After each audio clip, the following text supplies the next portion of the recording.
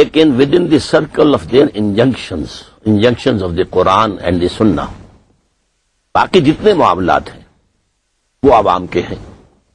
امرہم شورا بینہم، وہ آپس میں مشورے سے وہ معاملات طے کر سکتے ہیں. کیا پاکستان کے دستور کے مطابق حاکمیت اللہ تبارک تعالیٰ کی نہیں ہے؟ بالکل، لیکن اس کے آگے ایسی رکاوٹیں ہیں کہ وہ مؤثر نہیں ہے. مثلا اس کے حوالے سے ایک مقدمہ دائر کیا گیا سپریم کورٹ میں کہ یہ جو سزا ہے کہ جس شخص کو سزا ہو چکی ہے پھانسی کی، سیشن سے بھی، پھر کنفرم ہو گئی ہے ہائی کورٹ سے، پھر کنفرم ہو گئی سپریم کورٹ سے، پھر بھی صدر مملکت کو اختیار حاصل ہے کہ وہ چاہیں تو کمیوٹ کر دیں. یہ خلاف اسلام ہے. کسی کو اختیار نہیں ہے معاف کرنے کا قاتل کو سوائے اس کے لواحقین کے. سر، اگر ہم اس میں یہ ترمیم کر لیں اور صدر کا جو یہ اختیار ہے 1973 کے آئین سے اس کو نکال دیں اور پارلیمنٹ آپ کی اس بات کو تسلیم کر لے تو پھر یقیناً ایک خرابی نکل جائے گی. آپ کے نزدیک قرارداد مقاصد کی حیثیت اس وقت کیا ہے؟ اس وقت تو کچھ بھی نہیں ہے سوائے اس کے کہ آپ یعنی اگر کسی سنیما کا آپ نے افتتاح کرنا ہو تو قرآن مجید کی تلاوت کرا لیں.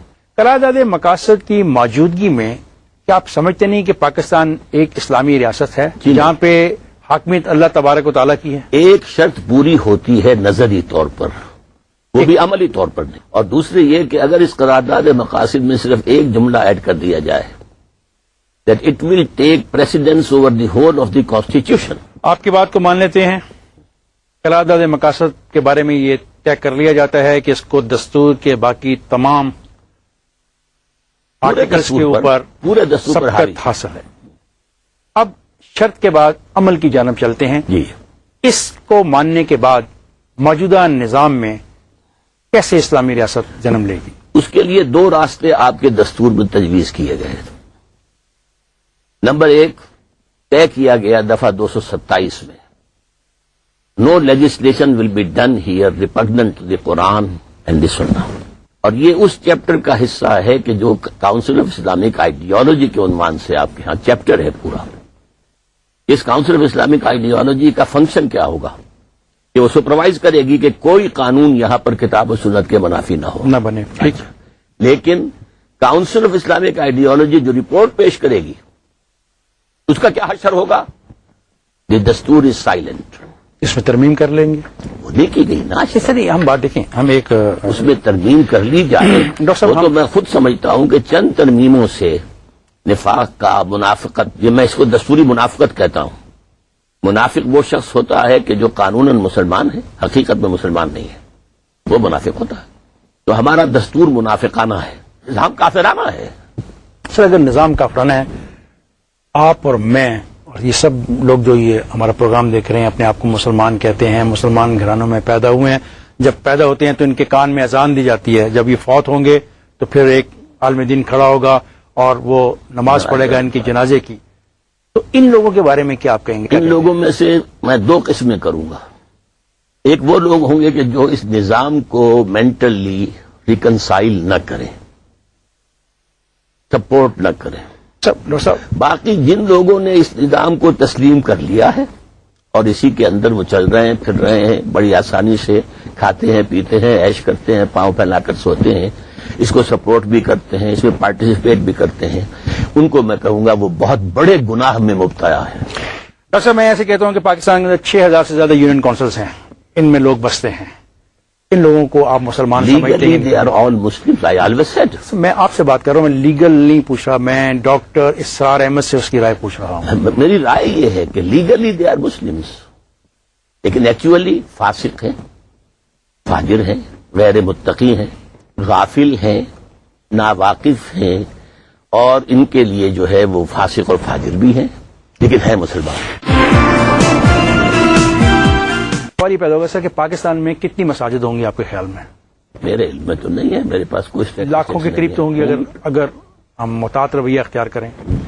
تو کیا وہاں پہ کوئی پابندی تھی علماء کرام پہ کہ آپ لوگ مساجد میں جا کے نماز نہیں پڑھ سکتے اور لوگوں کو دین کی طرف متوجہ نہیں کر سکتے؟ کوئی پابندی نہیں تھی. سر اگر پابندی نہیں تھی تو کیا وجہ ہے کہ آج لوگ غافل بھی ہیں، ناواقف بھی ہیں؟ کہاں پہ جس ریاست کو اسلامی جمہوریہ پاکستان کہا جاتا ہے، کہاں پہ جس ریاست کو میں اس لیے معرض وجود میں لایا گیا کہ وہاں پہ لوگ جا کے اپنے دین کے مطابق اپنی زندگیاں گزار سکیں. علماء کرام بھی یہ کام کرتے ہیں، لیکن اصل میں جو کاؤنٹر فورسز ہیں، جو مغرب کا جو ایک تہذیب ہے ہمارے اوپر، اس کی جو چھاپ پڑ چکی ہے، مذہب میں مغربی تہذیب کی چھاپ آپ پر اس ملک میں کب سے پڑنی شروع ہوئی؟ جب سے انگریز فاتح کی حیثیت سے آیا، جب انگریزی تہذیب کا سیلاب آیا، انگریزی علوم کا سیلاب آیا، سائنس کا سیلاب آیا، تو یہ ساری چیزیں اتنی اوور ویلمنگ تھیں کہ، اور ساتھ ہی ساتھ مشنریز چلے آ رہے تھے ان کے جلوں میں، ایک کنورشن ہو سکتی تھی پورے ہندوستان کے اندر. پادری فاؤنڈر نے کلکتے سے لے کر دلی تک تمام علماء کو شکستیں دی ہیں مناظروں کے اندر. وہ تو بعد میں دلی میں پھر اس کو مناظرہ کرنے کے لیے مل گئے، مولانا رحمت اللہ کیرانوی رحمت اللہ علیہ، انہوں نے شکست دی اس کو، پھر وہ یہاں سے بھاگ گیا. ان حالات میں علماء نے طے کیا کہ ہم اس مین دھارے کا مقابلہ کرنے کے حق میں نہیں ہے، اس وقت پوزیشن میں نہیں ہے. آخر حقائق کو دیکھنا چاہیے، ان کی طاقت کیا ہے، ہماری طاقت کیا ہے. اگر ہمارے ادھر طاقت ہوتی تو ہم محکوم ہی کیوں ہوتے. لہذا انہوں نے ڈیفینسو رول اختیار کیا، دونوں کھدروں میں جا کر بیٹھ جاؤ، قال اللہ قال رسول کی آوازیں بلند کرو. جس بات کا اثر مسلمانوں پہ ہوا اسی بات کا اثر ہندوؤں پر کیوں نہیں ہوا؟ انہوں نے اپنی ثقافت، تہذیب، اپنا دین کیوں نہیں چھوڑا؟ ہندو جو ہے اس کے لیے مسئلہ یہ نہیں تھا کہ کوئی نئی چیز آ گئی، وہ پہلے بھی غلام تھا، اب بھی غلام، لہذا اس کی طرف سے کوئی ری ایکشن نہیں تھا. اس نے انگریز کو ویلکم کیا، انگریزی تہذیب کو ویلکم کیا، انگریزی علوم کو ویلکم کیا. انگریزوں نے ان کو بڑھایا کہ یہ لوگ ہیں کہ جو ہمارے لیے خطرہ نہیں بنیں گے، یہ مسلمان خطرہ بنیں گے. اور انڈین مسلمان نامی کتاب کیوں لکھی گئی تھی؟ یہ چونکہ ہم نے ان سے چھینا ہے، یہ تھے یہاں کے رولرز، اس لیے ان کے اندر ایک باغیانہ جذبہ موجود ہے. یہ تھی وجہ کہ ہندو آگے بڑھ گیا. اور ہمارے ہاں پھر سیکنڈلی ایک ڈفرنس آف اوپینین ہو گیا. ایک رائے یہ ہوئی کہ دیکھو بھائی، جو حقائق سامنے آئے اس سے منہ چرانے کا فائدہ نہیں ہے. اب آپ مغربی تہذیب کو بھی دیکھیے، مطالعہ کیجیے، مغربی علوم بھی پڑھیے، اس میں جو صحیح ہے اختیار کیجیے، جو غلط ہے چھوڑ دی. ایک رائے یہ بنی کہ نہیں، naan cooperation, absolute naan cooperation. واپس چلتے ہیں 1947 سے 2005 تک. آپ سمجھتے ہیں کہاں روکا گیا اس ملک میں دین کی تبلیغ سے؟ دین کی تبلیغ سے تو کہیں نہیں روکا گیا، لیکن دین اصل میں دو حصوں کا نام ہے. دین ایز اے مذہب مینس نماز، روزہ، حج، زکوٰۃ، شراب حرام، سور حرام، وہ یہ فلاں فلاں نماز، اچھا نکاح ہوگا، طلاق کے یہ قوانین. ایک یہ ہے جس کو میں کہتا ہوں مذہب. اٹس ناٹ دین.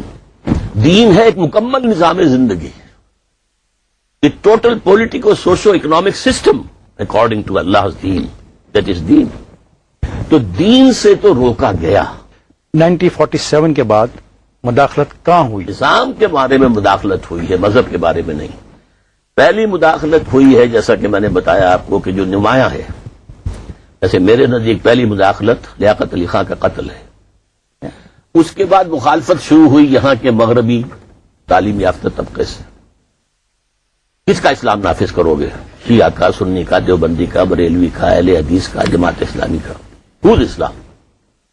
اس کے بعد ایک بہت بڑا بلنڈر ہو گیا ایک مذہبی جماعت کی طرف سے، جو اس وقت تک ایک سیاسی جماعت نہیں تھی.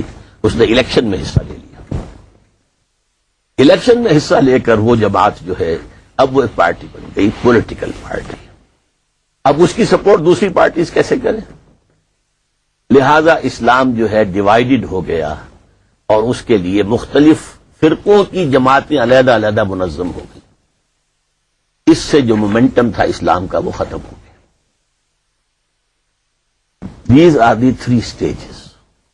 ڈاکٹر صاحب، کیا سمجھتے ہیں کہ جماعت اسلامی کا سیاست سے ناطہ جوڑنا پاکستان کی بقا اور اسلام کے پھیلنے میں رکاوٹ بنا؟ میرا یہ خیال ہے کہ واقعی یہ بہت بڑا بلنڈر ہوا ہے ان سے. وہ ادھر کے رہے نہ ادھر کے رہے، اس لیے کہ ان کی جو پروان چڑھے تھے یہ ایک انقلابی پارٹی کی حیثیت سے. اگر دین میرے اگر آپ 3 الفاظ کو بمقابلہ 3 الفاظ کے لے آئیں، جماعت اسلامی ان my eyes From 1941 to 1951, it was ایک اصولی اسلامی انقلابی جماعت. 3 words. اصولی اسلامی انقلابی جماعت. 51 میں الیکشن میں حصہ لے کر اب یہ بن گئی اسلام پسند قومی سیاسی جماعت. سر اگر وہ دین کو لانا چاہ رہے تھے تو پھر کیا کرتے وہ؟ کوئی انقلابی اقدام، عوامی ایک جو ہے فضا تیار کر کے، ذہن تیار کر کے. آپ نے جماعت اسلامی کے حوالے سے ایک جگہ لکھا، ایک تحریک 9 سال کوئی معمولی چیز نہیں ہوتی، اس عرصے میں تو تحریکیں اتنا کام کر لیتی ہیں جو آئندہ کے لیے فیصلہ کن ثابت ہو. اگر ہم آپ سے یہ سوال کریں کہ 33 سال سے آپ کی جدوجہد جاری ہے تو آپ نے اتنے عرصے میں کیا حاصل کر لیا، تو آپ کا کیا جواب ہوگا؟ یہ ہوگا کہ یہ اپنے اثرات ظاہر کرے گی. اب بھی ظاہر کر رہی ہے. کیا آج ظاہر یہ کر رہی ہے کہ بہت بڑے پیمانے پر قرآن مجید کا درس اور ایک انقلابی اس کا میسج جو ہے عام ہو رہا ہے. سر ایک سیکنڈ، میرا سوال بھی یہی تھا، ان قرآن مجید کے درس سے کیا کبھی بھی پاکستان میں کسی نے بھی آپ کو روکا؟ نہیں، مجھے نہیں روکا، اگر اور کسی کو بھی نہیں روکا. اگر کسی کو بھی نہیں روکا گیا تو جس جدوجہد کی بات آج آپ کر رہے ہیں کہ آپ پچھلے اتنے سال سے درس قرآن کر رہے ہیں اور اس درس قرآن کے نتیجے میں ایک ایسی فوج، ایک ایسی ٹیم، ایک ایسا گروہ بن جائے گا جو اصولوں کی طرف، جو حقیقت کی جانب جائے گا، تو باقی لوگ کیا کرتے رہے؟ آئی ایم ناٹ جواب دے. آگے چلتے ہیں آگے.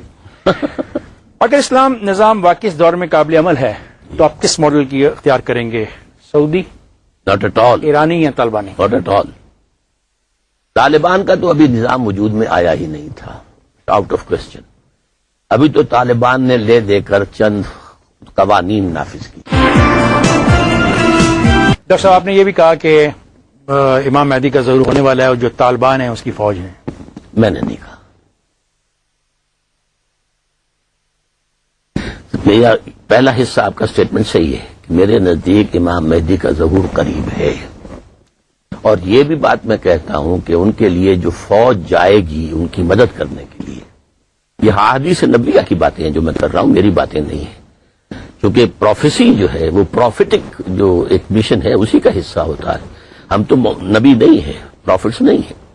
حضور نے فرمایا کہ عرب کے اندر اس طرح کا معاملہ ہوگا کہ ایک بادشاہ کے انتقال کے بعد یہ خانہ جنگی ہو جائے گی، پھر ایک شخص وہاں سے مدینے سے چھپ کر بھاگے گا مکے اور چھپ جائے گا. آپ نے کہا کہ سن 1962 میں امام مہدی کی پیدائش ہو چکی ہے. جی، میرا گمان ہے کہ 1962 میں، یعنی جو حالات اینڈ ٹائمز کے بارے میں احادیث میں آتے ہیں وہ اب اتنے نزدیک نظر آ رہے ہیں کہ غالباً امام مہدی کا ظہور اب قریب ہے. لیکن یہ سب کنجیکچرز ہوتے ہیں، اس میں کوئی یقین کے ساتھ ہم بات نہیں کر سکتے. آگے چلتے سر، آپ خلافت راشدہ کے دور کو اصلی اور حقیقی خلافت سمجھتے ہیں. جی اب ہمارا یہ سوال ہے کہ چاروں خلفائے راشدین میں جی، آپ دیکھیں تو طریقہ انتخاب مختلف ہے. کا مطلب یہ ہے کہ کوئی پانچواں بھی ہو سکتا؟ اس کا کوئی تعین آپ نے کیا؟ نہیں. کون کا؟ نہیں، میں نے کیا ہے، ایک اپنا تصور دیا ہے کہ اب جو ہے اس کا انتخاب ہوگا جو ایڈلٹ فرنچائز کی بنیاد پر ہوگا.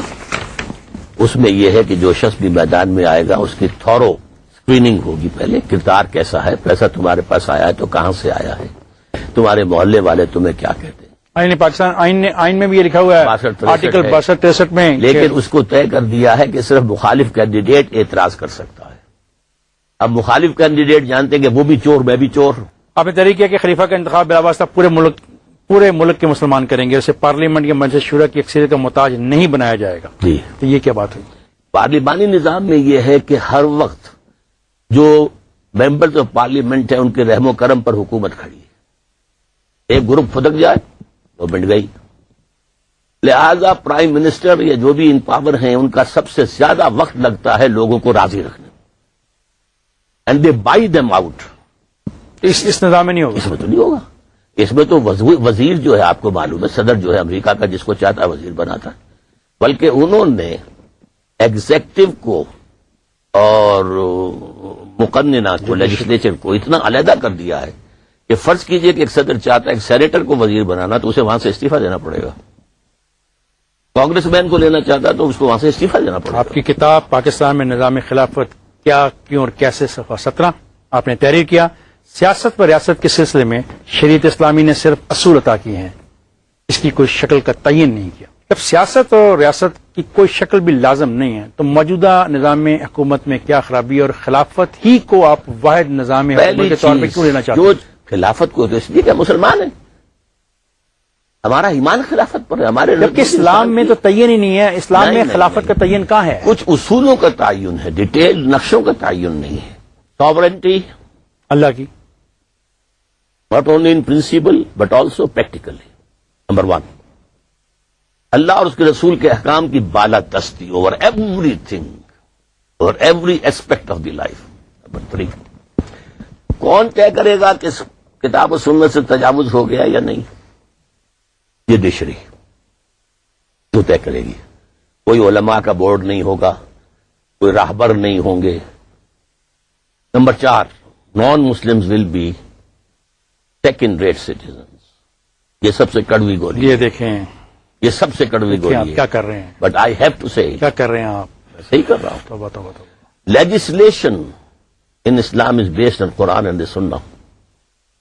And a person who doesn't believe in Quran, doesn't believe in Sunnah, how can he subscribe? جزیہ دے کے جزیہ دے کر وہ رہے گا، سیکنڈ ریٹ شہری رہے گا، جزیہ دے گا. لیکن یہ کہ ان کی اپنی پارلیمنٹ ہو سکتی اس ہے، کے متبادل جو آپ لوگوں کے ساتھ ہندوستان میں ہوگا پھر وہ کیا؟ کوئی حرج نہیں. آپ ہندوستان کے ہندوستان کروڑوں کو- مسلمانوں کو ہندوؤں کے آگے پھینکنا چاہ رہے آج ہیں؟ یہ کیا بات ملا کہ ہوا ہے انہیں؟ مجھے بتائیں تو صحیح، انہیں ملا کیا ہے ایجوکیشن؟ ایسے تو نہیں، ایسے تو اعلان کسی نے نہیں کیا کہ ان کو مسلمانوں کو سیکنڈ گریڈ سٹیزن آف یہ اعلان انڈیا نہیں سمجھ کیا جاتے تو اس سے ہیں. کوئی فرق واقع نہیں ہوتا. ہیں تو صحیح second rate, actually they are آپ سیکنڈ کا یہ ریٹ. فیصلہ اب دنیا بھر میں مسلمانوں کے لیے مسائل پیدا نہ کر دے گا؟ کرے، میں جس چیز کو حق سمجھتا ہوں اسے بیان کرتا ہوں. سر بھارت میں اسلامک ریاست، آپ کی ریاست میں غیر مسلم کو ووٹ کا حق ہوگا؟ وہ ووٹ دیں گے اپنی اسمبلیز کے لیے. تو ہندوستان میں کیا مسلمانوں کو ووٹ کا حق ہے؟ میں تو کہتا ہوں کہ انہیں چاہیے کہ وہ کہیں یا تو ہمیں سیپریٹ جو ہے وہ دے دو ووٹنگ کا معاملہ، الیکٹوریٹ، ورنہ ہم حصہ ہی نہیں لیتا. کیونکہ آپ نے اتنے عرصے ان سے جنگ کی تھی کہ we are not one nation. اب کتنے بڑے جھوٹے ہیں آپ جب آپ کہتے ہیں کہ ہم ایک نیشن ہیں. اچھا، جب آپ کی سوسائٹی میں ایک پورا کا پورا سیکشن شامل ہی نہیں ہوگا ریاستی امور میں تو وہ روندا نہیں جائے گا؟ کس طرح نہیں جائے گا؟ روندا جائے گا. رہے گا. آپ کے ہاں، آپ کے اس ملک کے اندر کتنا کچھ حصہ لیا پارسیوں نے سیاست کے اندر. Were they trampled? They had the freedom to do business.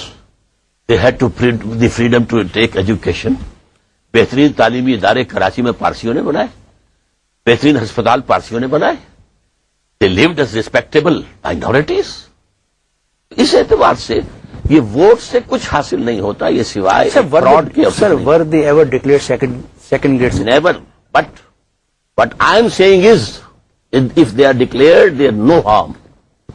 کوئی پریکٹیکل فرق نہیں واقع ہوگا جو اس وقت ان کی پوزیشن ہے. غیر مسلموں کے لیے جو قانون سازی کی جائے گی اس میں ان کو پھر کیسے نمائندگی دی جائے گی؟ ہم ان کو تو نمائندگی دی ہی جائے گی. اب اس کے بعد ان کی پروپوزلز کس حد تک ہمارے لیے ایکسیپٹیبل ہیں یہ ہم دیکھیں گے. ڈاکٹر صاحب، نظام خلافت میں مخلوط قومیت کی نفی ہوگی لیکن انتخاب میں وہ مسلمان مرد حصہ لیں گے جن کا کردار مشتبہ نہ ہو. کیا عورتوں کو بھی انتخاب لڑنے کا حق ہوگا؟ انتخاب اس کے لیے تفصیلی قواعد جب یہ نظام بنے گا تو بنا لیے جائیں گے. میری ذاتی رائے یہ ہے کہ خاص ایج سے اوپر کی عورتوں کے لیے الاؤ کیا جا سکتا. آپ کی کتاب ہے پاکستان کی سیاست کا پہلا عوامی اور ہنگامی دور، اس میں آپ نے تحریر کیا 1964 کے صدارتی انتخابات کے موقع پر 1958 کے بعد پہلی مرتبہ ملکی سیاست کے میدان میں کچھ ہلچل پیدا ہوئی. محترمہ فاطمہ جناح کی ہمت و جرت نے دیمک کی طرح ماشاء اللہ کے عصا سلیمانی کو چٹ کر لیا. اب یہاں پر آپ محترمہ فاطمہ جناح کی قیادت کی تعریف کر رہے ہیں. اگر وہ انتخاب جیت جاتی تو وہ ملک کی سربراہ ہوتی. فاطمہ جناح اگر میدان میں نہ ہوتی تو ایوب خان کا مقابلہ کرنے کی جرت کسی اور میں تھی ہی نہیں.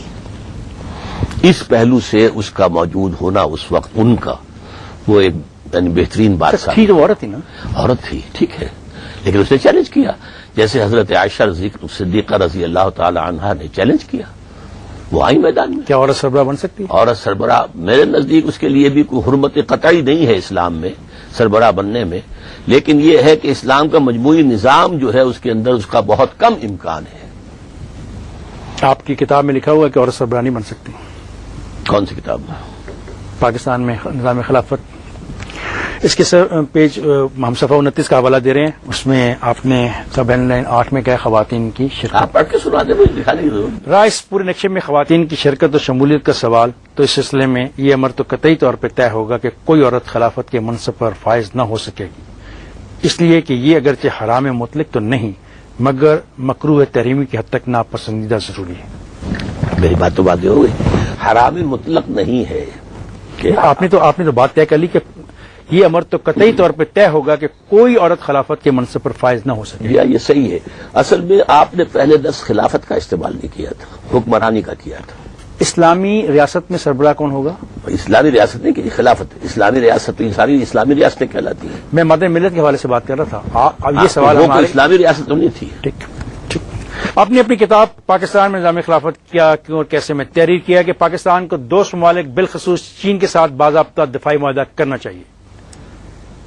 علماء دین کی رائے میں غیر مسلم مسلمانوں کے دوست نہیں ہو سکتے، تو پھر ایسے معاہدے کی گنجائش آپ کے نزدیک کیسے نکلی؟ قرآن نے صرف یہ کہا ہے کہ یہود اور نصارہ کو اپنا دوست نہ بناؤ.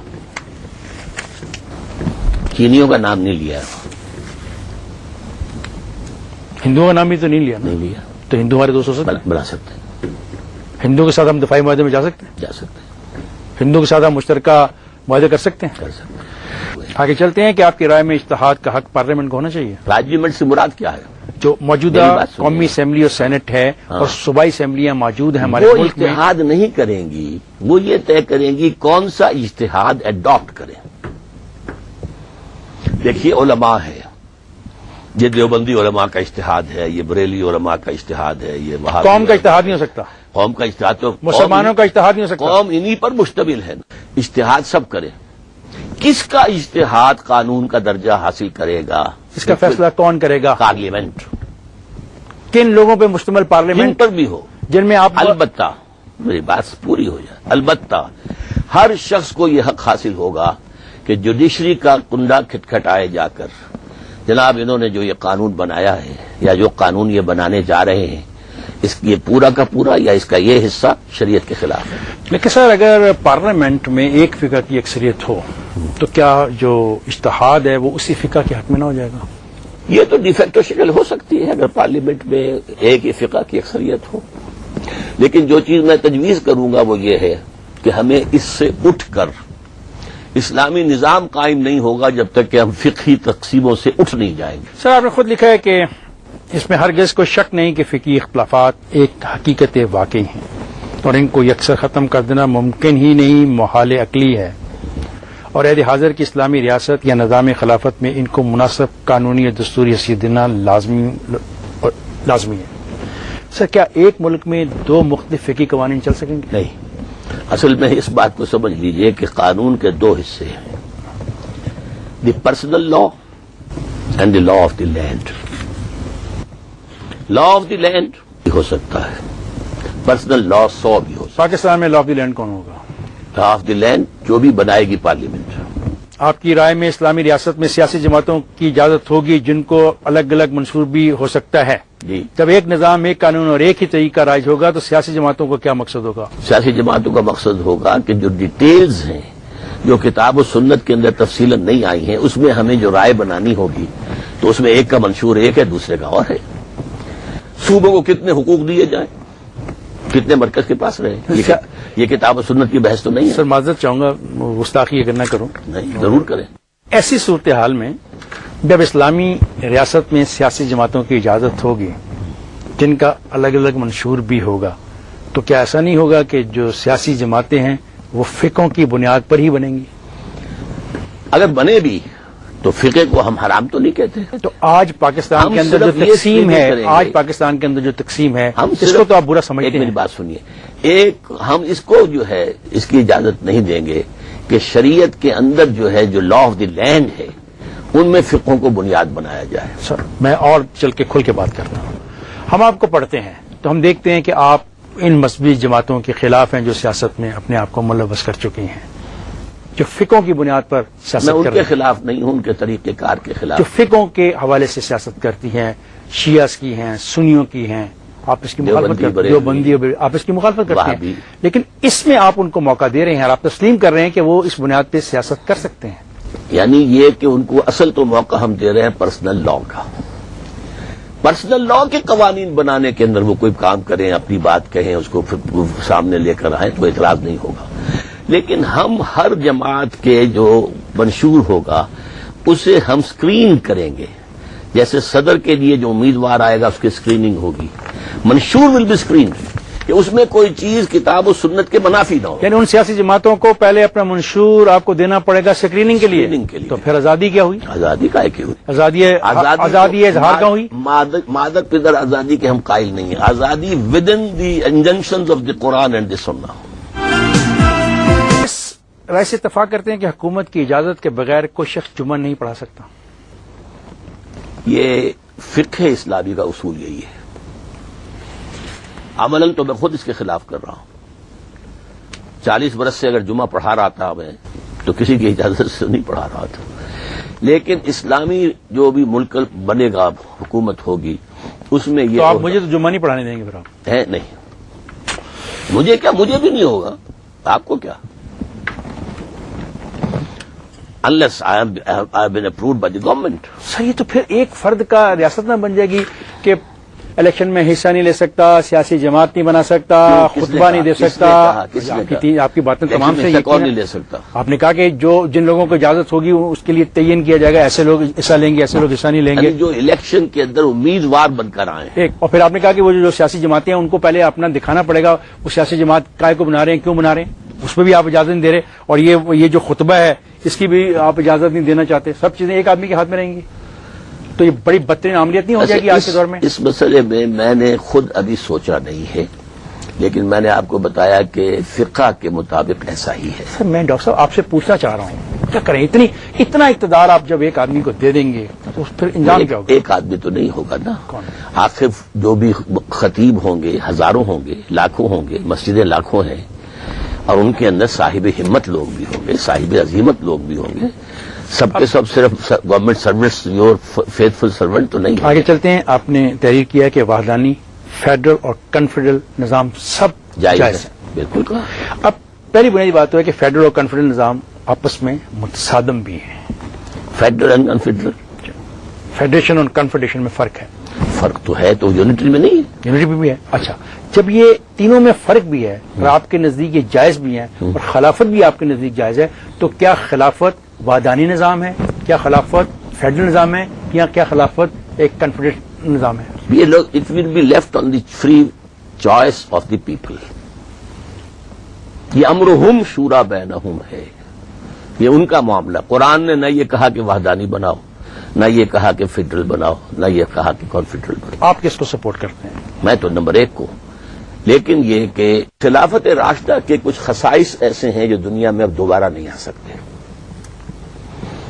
خلافت راشدہ ضمیمہ تھی خلافت نبوت کنٹینیوشن، ٹھیک، وہ تو نہیں آئے گا۔ وہاں جو لوگوں کی جو اصلاح ہوئی تھی اور جو تربیت تزکیہ ہوئی ہوا تھی، تھا، تربیت ہوئی تھی، براہ راست نبی کریم صلی اللہ علیہ وسلم آپ سے ہوئی وہ تھی، اب نہیں ہو وہ سکتی۔ نہیں ہو سکتی۔ وہاں صحابہ میں گریڈیشن تھی، پہلے کے کون ہیں، بعد کے کون ہیں؟ ہاں نہیں، مکے پہلے کے تو کون سب ہیں، سے اوپر مدینے جو کے ہے کون 10 عشرۂ مبشرہ ہیں، ٹھیک۔ پھر وہ اصحاب بدر ہیں، پھر اصحاب بیعت رضوان ہیں، سو آن۔ پھر یہ کہ وہ ایک قبائلی معاشرہ تھا، قبائلی معاشرے میں چیف آف دی ٹرائبز بیٹھ کر جو طے کر لیں بس فیصلہ ہے۔ فیصلہ ہے۔ تو ان 4 چیزوں کی وجہ سے اب یہ 4 چیزیں نہیں ہیں، آپ تجویز کیا کرتے تو ہیں؟ We have to take the fundamentals of Islam. آپ مسلم قومیت کی بات کرتے ہیں، کیا موجودہ دور میں یہ حقیقت عیاں نہیں کہ ایرانی خود کو ایرانی قوم، عرب عربی قوم، بنگلہ دیشی بنگالی قوم اور اس طرح دیگر ممالک میں رہنے والے قومی شناخت کے لیے اپنے اپنے ملک کا نام استعمال کرتے ہیں؟ پھر واحد قوم کے تصور کا امکان کیا ہے اور یہ کیسے ممکن ہے؟ واحد قوم کا تصور اصل میں ان قومیتوں کو ان کو گورن کرے گا۔ ایک قوم کے اندر قومیتیں ہو سکتی ہیں، جیسے قریش ایک قبیلہ تھا، اس میں بہت سے گھرانے تھے، یہ بنو امیہ ہیں، یہ بنو ہاشم ہیں، یہ بنو عدی ہیں، یہ بنو تیم ہیں، یہ فلاں ہیں، یہ فلاں ہیں۔ کون مانے گا اس کو؟ انسان ہی مانیں گے انشاءاللہ. کیا آپ ان ممالک کو فتح کریں گے؟ نہیں، فکر فتح کرے گا. کیسے اکٹھے ہو جائیں گے سارے؟ فکر فتح کرے گا. کیا انڈیا کے اندر روس کی فوجیں آ گئی تھی کہ کمیونسٹ پارٹی بن گئی وہاں؟ آپ مذہبی جماعتوں کی سیاست سے الگ رہنے کے حق میں تو ہیں، مگر خود آپ 1969 سے باقاعدگی سے سیاست پر داریاں بھی لکھتے ہیں، وقتاً فوقتاً سیاسی معاملات پر رائے کا اظہار بھی کرتے ہیں اور ایسے اجتماعات میں شرکت بھی کرتے ہیں. اس کی کیا وجہ ہے؟ جو سیاست ہے اس کے دو حصے ہیں، نظری سیاست، عملی سیاست. نظری سیاست میں سب سے بڑا رول آپ لوگ پلے کرتے ہیں، یا اخبار نویس پلے کرتا ہے، کالم نگار پلے کرتے ہیں، کہ وہ لوگوں کی سوچ کو ایک رخ پر ڈالتے ہیں. Although they never come in the field to contest elections, but they influence the election. یہ نظری سیاست ہے. I am 100% theoretically a politician, but not practical. اچھا، پریکٹیکل میں بھی سمجھ لیجئے پلیز. اس کے بھی دو حصے ہیں، ایک ہے انتخابی سیاست، ایک ہے انقلابی سیاست. آپ انقلابی سیاست میں یقین رکھتے ہیں؟ میں انقلابی سیاست میں یقین. آپ خون چاہتے ہیں ملک میں بہے؟ بالکل. خون دیے بغیر نظام نہیں بدلتا. کس کا؟ غریب عوام کا خون بہے گا یا قائدین کا؟ جو بھی اس نظام کو بدلنا چاہے ایک نظام 1977 میں بھی آپ نے نظام لانے کی کوشش کی اور غریبوں کا خون بہا. قتل نہیں کی، میں بالکل نہیں مانتا. It was only a political movement, anti Bhutto movement, نظام مصطفیٰ، which was hijacked by the Maulvis. نظام مصطفیٰ. And the Maulvis were fighting with each other. ایک دوسرے کے پیچھے نماز تک نہیں پڑھتے تھے. آج بھی تو یہی ہے. تو آئندہ بھی ایسا ہی ہوگا؟ نہیں ہوگا. یہ جو خدشات ہیں جن کی میں نمائندگی کرنے بیٹھا ہوں، وہ جماعت نہیں تھی، کانگلومیشن تھی آف پارٹیز. 9 جماعتوں کا اتحاد تھا. لیکن اگر ایک جماعت بنے گی تو ایسا نہیں ہوگا. سر آج ہماری بات میں یہ بات آپ نے تسلیم کی کہ فقہ رہیں گے. اگر فقہ رہیں گے تو ایک جماعت کیسے بنے گی؟ یہ اختلاف تمام فقہی اختلافات نہیں ہیں. فقہ کیا ہے؟ نماز یہاں ہاتھ رکھ کر پڑھنی ہے، یہاں پڑھنی ہے. کسی فقہ کے اندر یہ نہیں ہے کہ رکوع بھی 2 ہیں.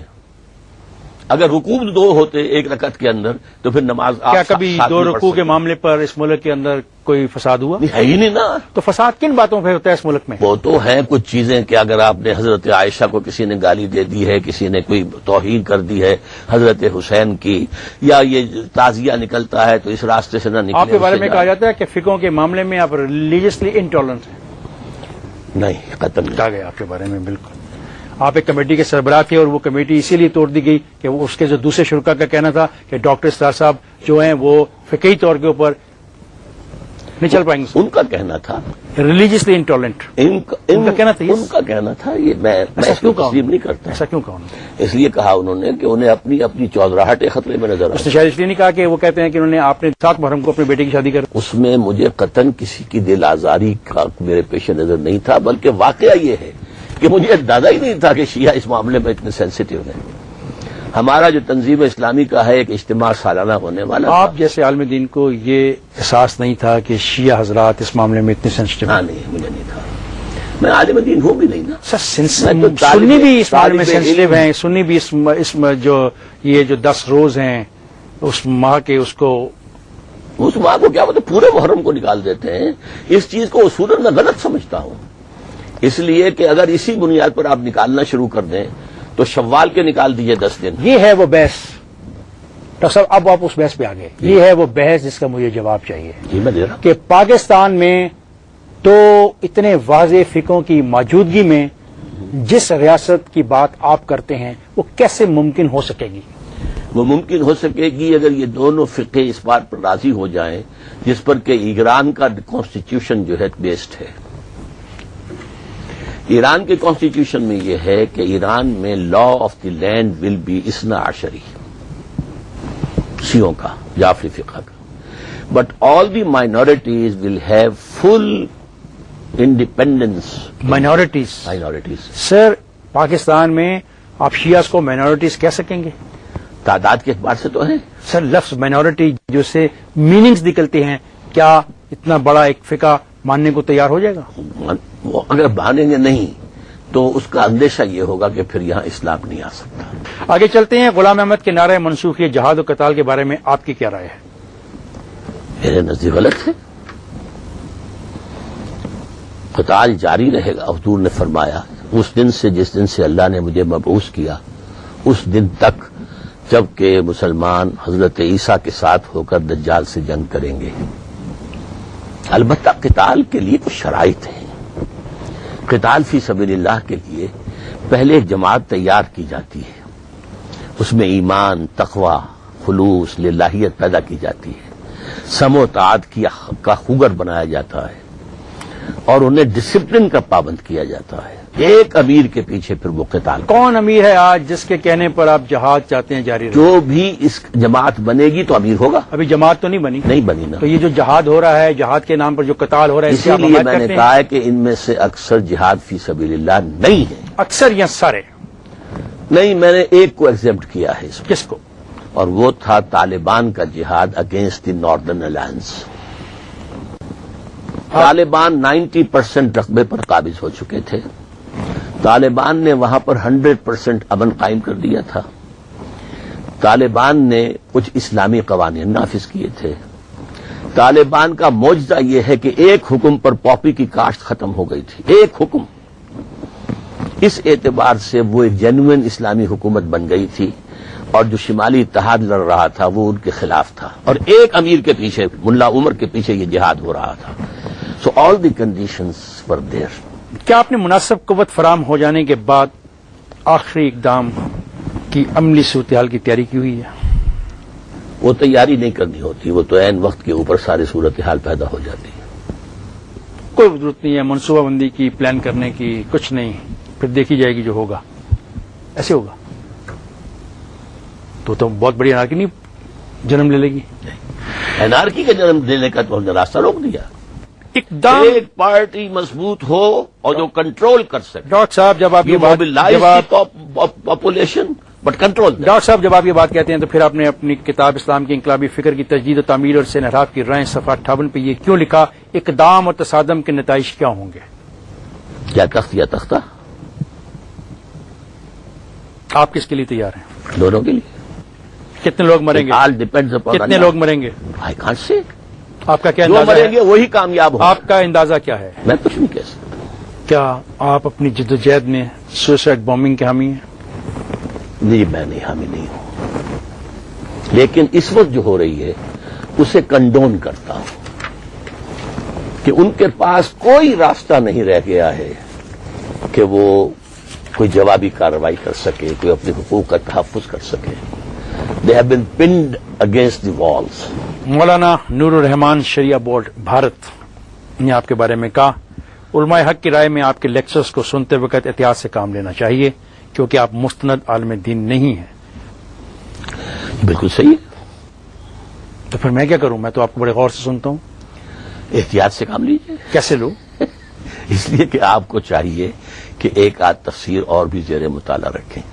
تو عام آدمی دیکھیے، ہوں، میں تو عام آدمی ہوں، میں تو آپ کو ٹیلی ویژن پہ بولتے ہوئے دیکھتا ہوں. دیکھیے، میرے پاس تفسیر لینے کا موقع ہی نہیں ہے، میں تفسیر پڑھ ہی نہیں سکتا. کوئی مفسر 100% صحیح تفسیر نہیں لکھ سکتا. Please note it down. تو ہر شخص، ہر مفسر جو ہے اپنے اینگل آف ویو سے قرآن کو دیکھتا ہے، پڑھتا ہے، سمجھتا ہے، پھر سمجھا دیتا ہے. ایک اور فتویٰ بھی ہے، جی. اس میں آپ کو سننے سے منع کیا گیا ہے کہ آپ کو نہ سنا جائے.